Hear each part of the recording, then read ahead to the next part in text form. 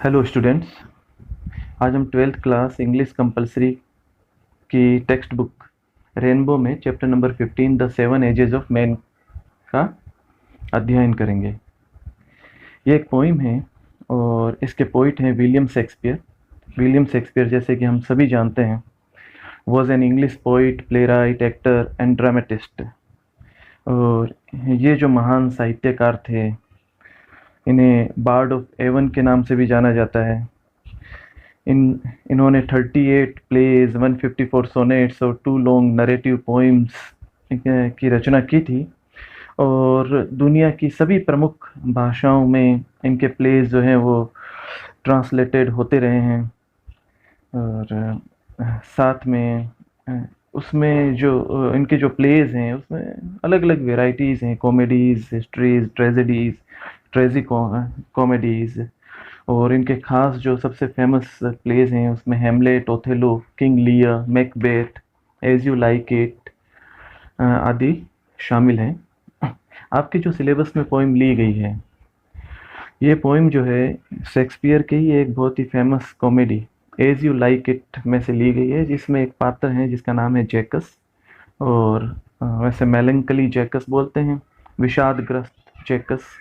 और उन्होंने अपना ये मोनोलॉग जो है, अपनी स्पीच या एकालाप जो है प्रस्तुत किया है। और इसके अंदर जैकस के माध्यम से पोइट ने मनुष्य के जीवन की 7 अलग अलग स्टेजेस को डिफाइन किया है। एक इन्फेंट से लेते हुए infant, school boy, lover, soldier, justice, pantaloon and old age, इन 7 स्टेजेस को शेक्सपियर ने यहाँ पे भली भांति डिफाइन किया है। और ये जो शेक्सपियर का मोनोलॉग है प्राय कर बहुत ज़्यादा कोट होता है। लोग अलग अलग इसके बारे में चर्चा करते हैं। इसका स्ट्रक्चर देखें तो ये एक आयम्बिक पेंटामीटर में लिखी हुई वर्स है और ब्लैंक वर्स है, इसकी कोई राइम स्कीम नहीं है। और हम लोग इसका अध्ययन करते हैं। शुरू शुरू से ध्यान देते हुए, all the words are stage and all the men and women merely players. They have their exits and their entrances, and one man in his time plays many parts. शुरू से all the words are stage। यहाँ पे एक Shakespeare ने देखिए metaphor का प्रयोग करते हुए पूरी दुनिया को एक स्टेज से, रंगमंच से उसकी तुलना की है कि संपूर्ण संसार जो है, पूरी दुनिया जो है एक रंगमंच है। And all the main and woman merely players, दोबारा मेटाफर का प्रयोग करते हुए कि सभी स्त्री और पुरुष जो हैं वो इस रंगमंच के प्लेयर्स हैं, पात्र हैं, कलाकार हैं। They have their exits and their entrances. Exits जो है यहाँ सिंबलाइज करता है, एग्जिट्स का मतलब होता है बाहर जाना, और यहाँ इसका ये सिंबलाइज करता है मृत्यु से। और एंट्रेंसेस का मतलब होता है प्रवेश करना, और यहाँ पे ये सिंबलाइज करता है जन्म लेने से। तो कवि के अनुसार जितने भी पात्र हैं ये सब वे आते हैं और अपनी भूमिका निभाकर चले जाते हैं, उनका आना जाना जो है लगा रहता है। And one man in his time plays many parts, और एक ही व्यक्ति अपने जीवन में बहुत सारी अलग अलग भूमिकाएं निभाता है। तो ये जो प्रथम 4 लाइनें हैं इसमें हमने देखा, क्योंकि शेक्सपियर खुद जो है स्टेज के व्यक्ति थे, वो स्टेज पे अभिनय भी करते थे, प्लेराइट थे। तो उन्होंने पूरी दुनिया की इससे तुलना करते हुए पूरे संसार को रंगमंच कहा है। और वे कहते हैं कि जितने भी स्त्री पुरुष हैं वो इसी रंगमंच के कलाकार हैं, अपनी अपनी भूमिकाएं जो हैं वो करते हैं, उनका आना और जाना जो है लगा रहता है। जैसे संसार में मनुष्य जन्म लेता है, उसकी मृत्यु होती है, वैसे ही रंगमंच पे कलाकार जो है उसका एंट्रेंस होता है और उसका एग्जिट होता है। तो संसार रूपी इस स्टेज पर व्यक्ति भिन्न भिन्न अपनी भूमिकाएं निभाता है। नेक्स्ट है his acts being 7 ages. At first the infant mewling and puking in the nurse's arms, then the whining schoolboy with his satchel and shining morning face, creeping like snail, unwilling to school. यहाँ पे देखिए कवि कहते हैं his acts being 7 edges. ये जो उसका act है, एक्ट यानी भूमिकाएं, एक व्यक्ति की जो भूमिकाएं होती है मुख्यतः 7 अलग-अलग अवस्थाओं में होती है। तो 7 भिन्न-भिन्न अवस्थाएं इस जीवन रूपी नाटक के अंग होते हैं, जिसमें सबसे पहले एट फर्स्ट द इन्फेंट, सबसे पहले इन्फेंट शिशु जीवन, एक बेबी न्यूली बोर्न चाइल्ड, उसके रूप में उसका अभिनय शुरू होता है, उसका पार्ट जो है वो शुरू होता है। और mewling and packing in the nurse arms, और जीवन के शुरुआत में वो बिल्कुल असहाय होता है और अपनी नर्स यानी धाय के हाथों में रोता रहता है, चिल्लाता रहता है, उल्टियाँ करता है। और ये जो अवस्था है, इसके बाद में दूसरी अवस्था है then the whining schoolboy. इसके बाद में शिकायती स्कूल जाने वाला लड़का, वाइनिंग छोटी छोटी बातों में शिकायत करने वाला, विद्यालय जाने वाला लड़का, school boy. With his satchel and shining morning face. Satchel का मतलब होता है एक बस्ता, उसका छोटा बस्ता, तो वो अपने बस्ते के साथ में, और विद शाइनिंग मॉर्निंग फेस, यहाँ पे फिर मेटाफर का प्रयोग किया गया है।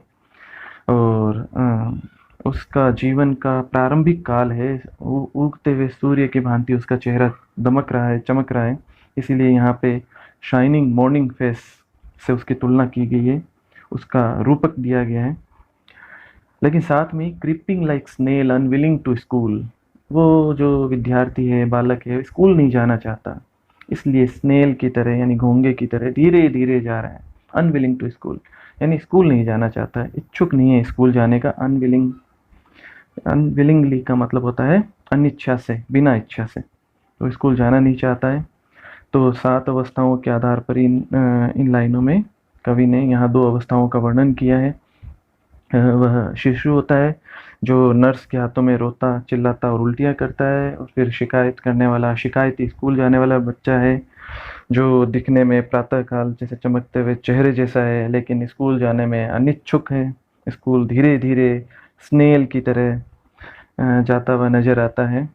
तो इन दोनों से इसने इन 2 अवस्थाओं का भेद बताया है। नेक्स्ट देखिए, and then the lover sighing like furnace with a woeful ballad made to his mistress eyebrow, and then the lover, इसके बाद में प्रेमी, sighing like furnace, furnace यानी भट्टी, sighing यानी आहे भरना, with a woeful ballad, woeful ballad का मतलब होता है वेदनापूर्ण गाथा, गीत लिखते हुए, मेड का मतलब यहाँ पे लिखना, तैयार करना। तो यहाँ एक तीसरी अवस्था जो है वो एक प्रेमी की अवस्था आती है कवि के अनुसार, जिसमें मनुष्य जो है प्रेम में आहें भरता है और वो अपनी लवर के आईब्रोज, भौहों की सुंदरता में वो फुल बेलाट रचता है, यानी विरह के गीत रचता है, गाता है। तो यहाँ पे इन्होंने तीसरी अवस्था का वर्णन किया है, जब उसके जीवन में फिजिकल एंड इमोशनल चेंजेस आते हैं, उसका विस्तृत वर्णन किया है। नेक्स्ट 4th स्टेज में देखिए, then a soldier full of strange oaths and bearded like the part, jealous in honor, sudden and quick in quarrel, seeking the bubble reputation even in the cannon's mouth। चौथी अवस्था एक soldier की अवस्था, सिपाही की अवस्था। और ये जो सिपाही की अवस्था बड़ी विचित्र अवस्था है। अब उसकी जो कॉन्शियस है, उसका जो ध्यान है, वो अपने पहले की तुलना में अपने देश पर, अपने देशवासियों के प्रति जिम्मेदारी वाला हो जाता है। पहली बार वो अपने जीवन में जिम्मेदारी महसूस करता है, लेकिन साथ में फुल ऑफ स्ट्रेंज ओथ्स है, वो अपने गालियों का प्रयोग भी करता है। और strange oaths and bearded like the part, bearded का मतलब है दाढ़ी, और पार्ट यानी लियोपार्ड, तेंदुए की तरह उसकी दाढ़ी। तो वो अपने फुर्ती में, चुस्ती फुर्ती और अपने आकार प्रकार में तेंदुए की भांति नजर आता है। और जिलस इन ओनर, तो सम्मान के मामले ईर्ष्यालु है, सम्मान प्राप्त करना चाहता है, दूसरों से अधिक सम्मान प्राप्त करना चाहता है, इसलिए वो जिलस है, ईर्ष्यालु है। Sudden and quick in quarrel, झगड़ा करने को तुरंत तैयार है, क्विक इन क्वारल झगड़ा करने के लिए तुरंत तैयार है। और seeking the bubble reputation even in the cannons mouth. तो कैनन के माउथ में भी तुरंत वो जो है मतलब बबल रेपुटेशन का मतलब क्षणिक सम्मान। तो क्षणिक सम्मान को प्राप्त करने के लिए वो अपने जीवन को खतरे में डाल सकता है। तो जीवन को खतरे में डालकर भी क्षणिक और सारहीन सम्मान प्राप्त करना चाहता है। तो यहाँ चौथी अवस्था में हमने देखा कि सैनिक के रूप में उसकी बोलचाल जरूर अशिष्ट है और गाली गलौज का प्रयोग करता है, देखने में तेंदुए जैसा ऐसे और आक्रामक है, सदैव झगड़ा करने को तैयार है और सम्मान के मामले में बड़ा जीलस है, संवेदनशील है, ईर्ष्यालु भी है और यश और सम्मान को हमेशा तैयार है। और सम्मान की खातिर और क्षणिक रेपुटेशन के लिए वह कैनन के माउथ में भी जा सकता है। कैनन तोप होती है यहाँ पे, इसका मतलब खतरे में, कोई भी खतरा जो है जीवन को खतरे में डालकर अपने सम्मान को बनाए रखने के लिए, बढ़ाने के लिए वो तैयार रहता है। यहाँ इससे तुलना की गई है। पांचवें स्टेज में विलियम शेक्सपियर बताते हैं, and then the justice in fair round belly with good capon lined with eyes severe and beard of formal cut, full of wise saws and modern instincts, and so he plays his part। ये पांचवी stage इन्होंने बताई है। And then the justice, justice का मतलब यहाँ जज से है, न्यायाधीश से है। इसके बाद में पांचवी स्टेज आती है न्यायाधीश की अवस्था, जिसके अंदर इन फेयर राउंड बेली, अब वो जीवन से संतुष्ट है, उसका जो शरीर है वो गोल मटोल हो गया है और कैसा विद गुड कैपन लाइंड, जैसे कैपन लाइंड होता है, कैपन जो होता है मेल चिकन को कहते हैं, बिग फैट मेल चिकन को। तो उसका जो पेट है मोटे ताजे मुर्गे के मांस जैसा गोल मटोल हो गया है। यहाँ पे साथ में ये भी बताया गया है कि ऐसा भी प्रतीत होता है कि शेक्सपियर ने थोड़ा सा ह्यूमरसली ये बताया है कि ये ब्राइब सिस्टम उस समय भी प्रचलित था और न्यायाधीश को प्रभावित करने के लिए लोग जो है ब्राइब के रूप में, रिश्वत के रूप में मोटे ताजे मुर्गे जो है न्यायाधीशों को भेंट करते थे और उनके खा कर वो मोटे हो गए थे। तो इसको थोड़ा सा इन्होंने गुड कैपन लाइन इसके द्वारा शो किया है। And next, with eyes severe and beard formal cut. Eyes severe, कठोर आंखें, जो एक न्यायाधीश को रिप्रेजेंट करती है, उसके स्वभाव को, कठोर स्वभाव को रिप्रेजेंट करती है, इसलिए सीवियर आंखों के द्वारा उन्हें बताया गया है, स्ट्रिक्ट आईज के द्वारा, कठोर दृष्टि रखने वाली आंखें। And beard of formal cut, जो उन्हें सूट करती है। पहले हमने देखा था सिपाही जब सोल्जर के रूप में बताया था तो लियोपार्ड जैसे उसकी बियर्ड, लेकिन यहाँ जब न्यायाधीश है तो बियर्ड ऑफ फॉर्मल कट, एक विशेष प्रकार के उस व्यक्तित्व को संतुष्ट करने वाली यहाँ पे दाढ़ी है, उसको सूट करने वाली दाढ़ी है, अपने पद की गरिमा के अनुसार है। एंड फुल ऑफ वाइज सोज, और वाइज सोज का मतलब है बहुत सारे उनके पास में मैगजिम्स हैं, कहावतें हैं, और चतुर कहावतें हैं जो उन्हें अपने अनुभव से प्राप्त हुई हैं। और मॉडर्न इंस्टेंसेज, और आधुनिक उदाहरण भी हैं उनके पास में। मॉडर्न इंस्टेंसेज का मतलब उदाहरण, दृष्टांत। तो यहाँ न्यायाधीश की अवस्था में हमने देखा कि उनके पास में बुद्धिमत्तापूर्ण कहावतें हैं, उदाहरण हैं, और उसको चतुर और संतुष्ट बताया गया है। और साथ में न्याय करने में अपनी कठोरता जताने के लिए वो कठोर दृष्टि धारण किए हुए हैं। लेकिन हम साथ में एक यहाँ पे व्यंग्य पूर्वक ये भी बताया गया कि न्याय जो है पक्षपात से रंगा हुआ है, क्योंकि वह रिश्वत लेता है। तो ये सारे न्यायाधीश की ये पांचवी स्टेज के बारे में शेक्सपियर ने वर्णन किया। नेक्स्ट, छठी स्टेज है the sixth age shifts into the lean and slippered pantaloon with spectacles and nose and pouch on side, his youthful hose well shaved and word so wide for his shrunk shank, and his big manly voice turning again toward childish treble pipes and whistles in his sound। देखिए छठी अवस्था का थोड़ा सा detail से, अन्य अवस्थाओं की तुलना में थोड़ा ज़्यादा डिटेल से वर्णन किया गया है। The sixth age shifts into the lean and slippered pantaloon. ये जो छठी अवस्था शिफ्ट हो रही है अब यहाँ पे, वो शिफ्ट हो रही है लीन एंड स्लिपर्ड। लीन दुबला पतला व्यक्ति जो है अब अपनी बुढ़ापे की ओर अग्रसर है, वो दुबला पतला है। स्लिपर्ड पेंटलून है। पेंटलून एक इटली में स्टेज पर एक पात्र हुआ करता था, और जिसको हम कह सकते हैं कि मोकरी करने वाला या विदूषक का पात्र निभाने वाला। तो एक यहाँ पे ओल्ड फनी मैन को रिप्रेजेंट करता है। तो स्लिपर्ड का मतलब चप्पलें पहने हुए, तो चप्पलें पहने हुए दुबला पतला और पेंटलून जैसा अब व्यक्ति छठी अवस्था में नजर आने लगा है, विद स्पेक्टिकल्स ऑन नोज, और उसके नाक पर चश्मा आ गया है, स्पेक्टिकल्स आ गए, एंड पाउच ऑन साइड, और उसकी जो आंखों के नीचे की जो त्वचा है वो अब लटक गई है, और थैली नुमा जो है ऐसा आकृति सी बन गई, इसीलिए लिखा है pouch on side. His youthful hose well saved. उसके जवानी के दिनों का जो होज है, होज यहाँ पे पायजामे को भी प्रकट करता है, होज यहाँ पे स्टोकिंग मोजे को भी रिप्रेजेंट करता है। तो कोई भी इसका तात्पर्य हो सकता है कि उसके जो जवानी के दिनों के जो स्टोकिंग्स हैं, मोजे हैं, जो उन्होंने वेल सेव्ड करके रखे थे, अच्छे से संभाल कर रखे थे, वो अब उसके लिए वर्ड टू वाइड हो गए हैं। यानी क्योंकि उसके पैर दुबले पतले हो गए हैं, तो वो अब ढीले ढाले हो गए, वर्ड टू वाइड हो गए हैं। लिखा है आगे फॉर हिज श्रंक शेंक। यहाँ पे देखिए एलिट्रेशन का भी प्रयोग किया गया, श्रंक शेंक। उसके श्रंक यानी सिकुड़े हुए, और शेंक का मतलब उसके पैर, उसके लेग्स।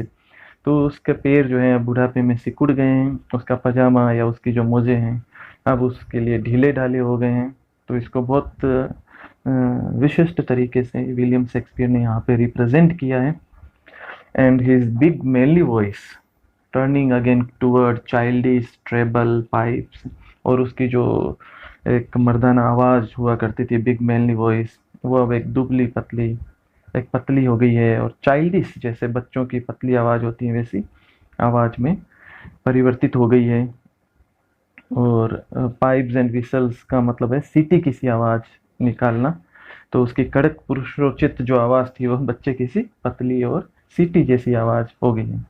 तो ये छठी अवस्था का एक वर्णन जो है विलियम शेक्सपियर ने किया है, एक हास्यास्पद प्राणी के रूप में, कि वो चप्पलें, ढीला ढाला पजामा, चश्मा पहनता है, आंखों के नीचे जो है अब मांस लटकने से थैली जैसी आकृति हो गई है, और युवा अवस्था में जो उसने कपड़े संभाल के रखे थे, जो मोजे और पजामे रखे थे, वो अब दुबली पतली टांगों के लिए अत्यधिक ढीले ढाले हो गए हैं।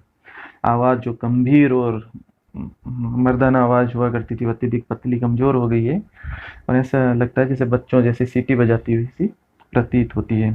तो इटली के रंगमंच के जो पेंटलून की यहाँ पे छठी अवस्था से तुलना की है, और एक इन्होंने इसका एक पिक्चोरियल वर्णन कवि ने किया है। इसके बाद में अब आती है last stage, last scene of all that ends this strange eventful history is second childishness and mere oblivion. Sense teeth, sense eye, sense taste, sense everything. Last scene of all. अब इन सब का अंतिम दृश्य, अंतिम अवस्था, सीन का मतलब दृश्य यानी अब अवस्था, वो क्या है? That ends this strange eventful history. जो इस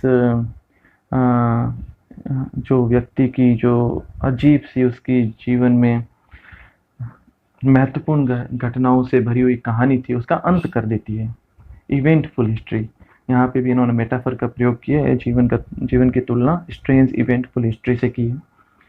तो उस इवेंटफुल हिस्ट्री जो है, महत्वपूर्ण घटनाओं से पूर्ण कहानी का ये अंत कर देती है लास्ट अवस्था, जो कि कैसी है? इस सेकेंड चाइल्डिशनेस,